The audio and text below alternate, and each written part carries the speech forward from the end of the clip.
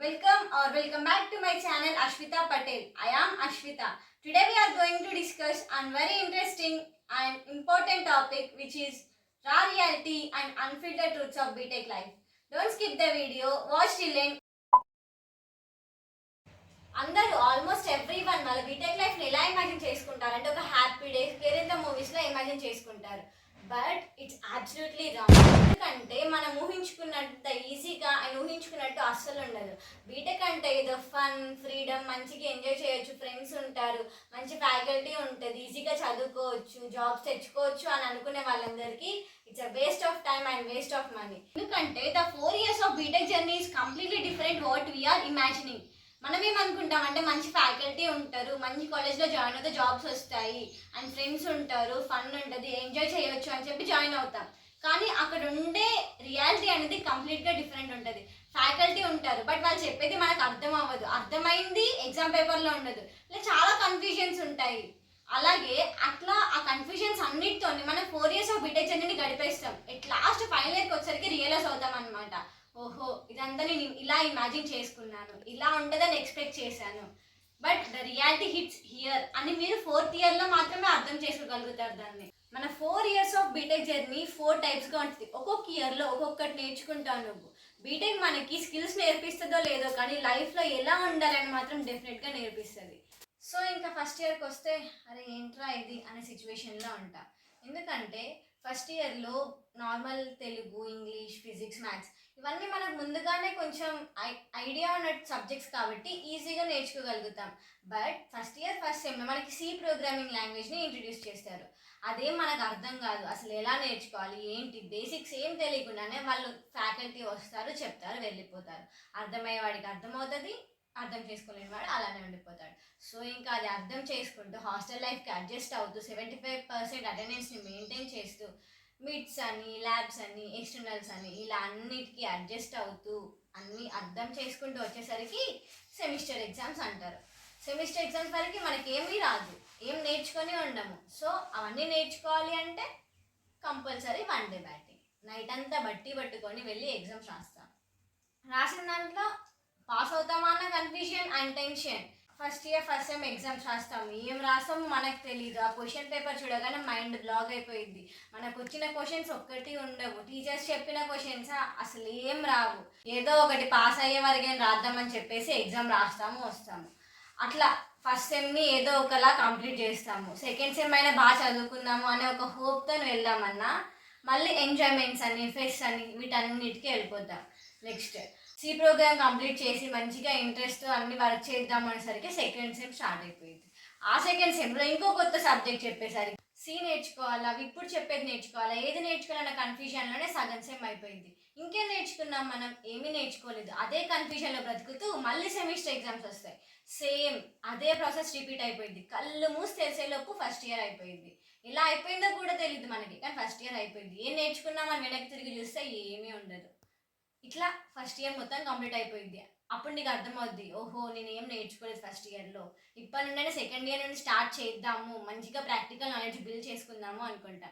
అప్పుడు మనకేంటి ఒక క్లారిటీ ఉండదు, ఏం నేర్చుకోవాలి, ఏ పాత్లో వెళ్ళడానికి ఒక గైడెన్స్ కూడా మనకి ఎవరు ఇవ్వరు. అన్ని రీసెర్చెస్ చేసి అది ఇది మొత్తం చేస్తూ ఉంటే సెకండ్ ఇయర్కి వచ్చేస్తాం. ఫస్ట్ ఇయర్లో ఎంట్రీ అయినప్పుడు మనకి చాలా ఎక్స్పెక్టేషన్స్ ఉంటాయి. లైక్ మంచిగా తిరగవచ్చు, బయటికి వెళ్ళొచ్చు, ఇంటికి రావచ్చు, బంక్ కొట్టవచ్చు, క్లాసెస్ వింటే వినొచ్చు, లేకపోతే లేదు అన్న ఒక ఇమాజినేషన్ బ్రతుకుతాం. బట్ రియాలిటీకి వచ్చేసరికి 75% attendance is mandatory and classes డెఫినెట్గా అటెండ్ అవ్వాలి, ల్యాబ్స్కి వెళ్ళాలి, అసైన్మెంట్స్ చూపించాలి, ప్రాజెక్ట్స్ చేయాలి. ఇవన్నీ ఫస్ట్ ఇయర్లోనే వస్తాయి. సో ఇవన్నిటి చూస్తూ రియలైజ్ అయ్యాక అప్పుడు అనిపిస్తుంది బీటెక్ అంత ఈజీ ఏం కాదు అన్న ఫీలింగ్ మీకు వస్తుంది. అకాడమిక్స్కి వస్తే అందరూ ఏమనుకుంటారు అంటే బీటెక్ వాళ్ళకి మంచి ప్రాక్టికల్ నాలెడ్జ్ ఉంటుంది, వాళ్ళు మంచిగా అన్ని ప్రాజెక్ట్స్ చేస్తారు కాబట్టి ఈజీగా జాబ్స్ తెచ్చుకుంటారు అనుకుంటారు. బట్ రియాలిటీ ఏంటంటే బీటెక్లో first 2 years is waste of time. ఎందుకంటే ఫస్ట్ 2 years మొత్తం థియరీయే ఉంటుంది, కంప్లీట్ థియరీ అండ్ ఎన్నో సబ్జెక్ట్స్ చదువుతాం విచ్ ఆర్ వెరీ యూజ్లెస్. అసలు ఎక్కడ యూజ్ ఉండవు మనకు అవి. జస్ట్ మార్క్స్ కోసం జీపీఏ కోసం మాత్రమే చదువుతాం. ఎందుకు చదువుతామో తెలియదు, బట్ అది మాత్రం డెఫినెట్గా చదవాలి. కొంతమంది ఏమనుకుంటారు అంటే పెద్ద పెద్ద యూనివర్సిటీస్లో జాయిన్ చేస్తే ఫ్యాకల్టీ బాగుంటారు, సో పిల్లలు ఈజీగా చదువుకోగలుగుతారు అనుకుంటారు.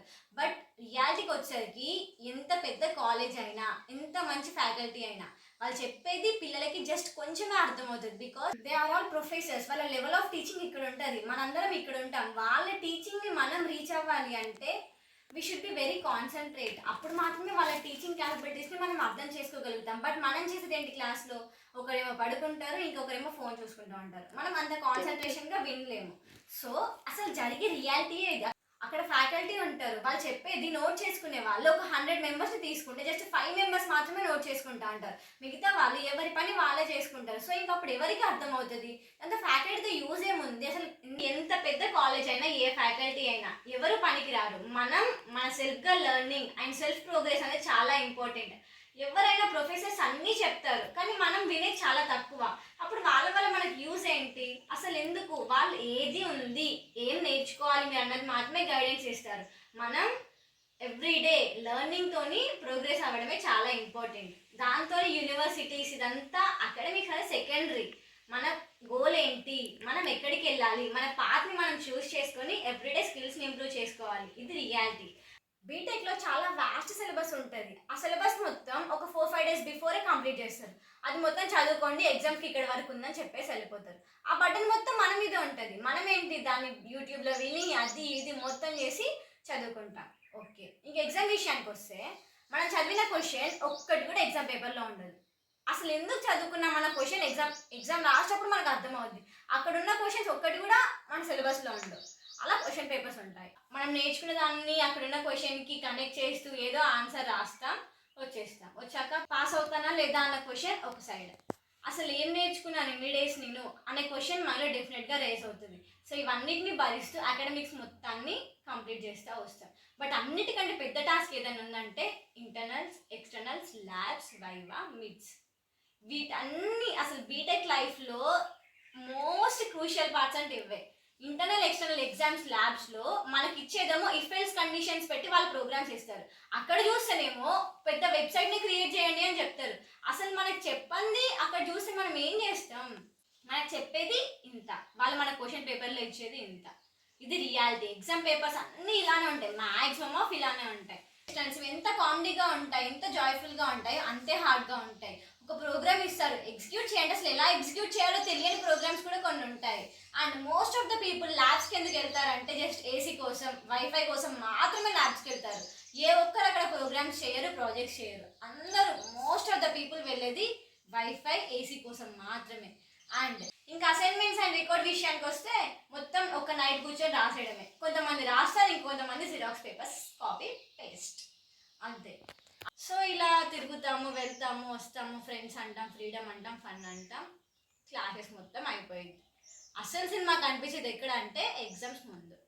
ఎగ్జామ్స్ వచ్చాక ఏం సిలబస్ ఉందో తెలియదు, ఏం చదువుకోవాలో అర్థం కాదు. అసలు ఇంపార్టెంట్ క్వశ్చన్స్ ఏంటి, ఎవరైనా హెల్ప్ చేస్తారు అని డిపెండ్ అవుదామన్నా ఇంపాసిబుల్. నీది నువ్వే నేర్చుకోవాలి, నీకు ఎవరు ఏం చెప్పరు. నువ్వు ఎంత ఎంజాయ్ చేసినా నీది నువ్వే చదువుకోవాలి. నీ ఎగ్జామ్ వేరే వాళ్ళు రాయరు.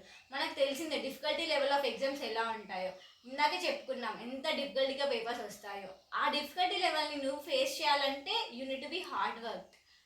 సో ఇలా క్లాసెస్ మొత్తం జరుగుతాయి, అయిపోతాయి. బట్ మనం ఎప్పుడు ద కంప్లీట్ రియాలిటీ ఆఫ్ బీటెక్ని రియలైజ్ అవుతామంటే 3rd and 4th ఇయర్లో రియలైజ్ అవుతాం. ఎందుకంటే అసలు ఇన్ని డేస్ ఏం చదివాము అనే క్వశ్చన్ మార్క్ మనకు రేజ్ అయ్యేది 3 and 4th ఇయర్స్లో. అందరూ అనుకునేది ఏంటి, ఫన్, ఎంజాయ్, ఫ్రీడమ్. అది ఓన్లీ ఎప్పటి వరకు అంటే నువ్వు 3rd ఇయర్ ఎంట్రీ అవ్వక ముందు వరకు మాత్రమే. ఎందుకంటే once you entered in to 3rd year the real pressure and torture begins. ఎందుకంటే 3rd ఇయర్కి వచ్చరికి ప్రాజెక్ట్స్ అంటారు, mini projects, internships and more experience ఎంత ఉంది, రెజ్యూమే, పోర్ట్ఫోలియో, ఇలా చాలా ఉంటారు. కొత్త కొత్త టర్మ్స్ వినాల్సి వస్తుంది. అప్పుడు మనం ఏం చేసావు అని ప్రతి ఒక్కరు అడుగుతూ ఉంటారు. మనకేం స్కిల్స్ ఉండవు, మనం ముందు ఇయర్స్ మొత్తం వేస్ట్ చేసాం కాబట్టి ఏం స్కిల్స్ ఉండవు, ఏం నేర్చుకోవాలి అని కన్ఫ్యూజన్. అండ్ అలా రీసెర్చ్ చేస్తూ వెళ్తే ఒక హాఫ్ సెమిస్టర్ అలా గడిచిపోయింది. ఏం నేర్చుకోవాలి, ఎలా నేర్చుకోవాలి అని థింక్ చేసేలోపు ఇంకొక హాఫ్ సెమిస్టర్ గడిచిపోయింది.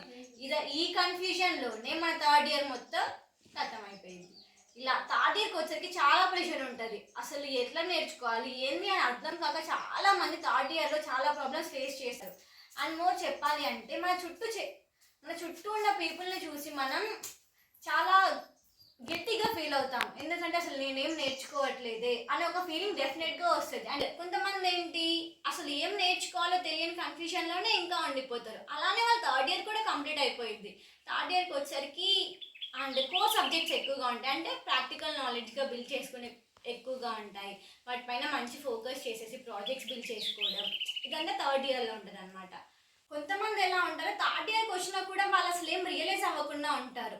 థర్డ్ ఇయర్కి వచ్చినా కూడా ప్రాజెక్ట్స్ ఏం చెయ్యరు. అసలు ఏం నేర్చుకోవాలి అనే కన్ఫ్యూజన్లోనే ఉండి ఒక గైడెన్స్ తీసుకోకుండా ఎవరితోని కనెక్షన్స్ బిల్డ్ చేసుకోకుండా అలానే ఉండిపోయి థర్డ్ ఇయర్ని కూడా వేస్ట్ చేస్తారు. అప్పుడు వాళ్ళకి ఫోర్త్ ఇయర్ అసలు జాబ్స్ అనేవి ఉండవు. ఇంకా వాళ్ళు ఎవరితోని నెట్వర్క్ బిల్డ్ చేసుకోకుండా ఆన్లైన్ ప్రెజెన్స్ ఏం లేకుండా జాబ్స్ రావడం ఇంపాసిబుల్.